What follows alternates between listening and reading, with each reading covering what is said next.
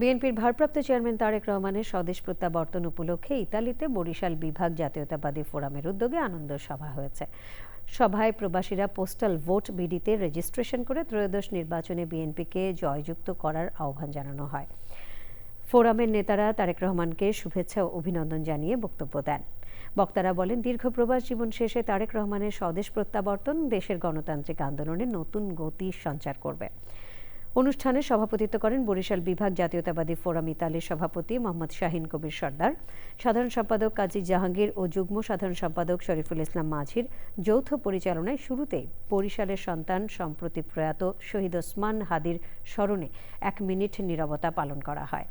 অনুষ্ঠানে প্রধান অতিথি ছিলেন সংগঠনের প্রধান উপদেষ্টা মিঞ্জু সর্দার, বিশেষ অতিথি উপদেষ্টা ইমাম হাসান লিখন, শামীম খান, নাসির উদ্দিন খান, রাকিব হোসেন ভূঁইয়া, আরিফ হোসেন ব্যাপারী, হাবিবুর রহমান বাদল, মাহদি হাসান সোহেল খান, মোহাম্মদ মনিরুল আহসান নিপু, সিনিয়র সহ সভাপতি জামাল সর্দার সহ বিএনপির বিভিন্ন অঙ্গ সংগঠনের নেতাকর্মীরা।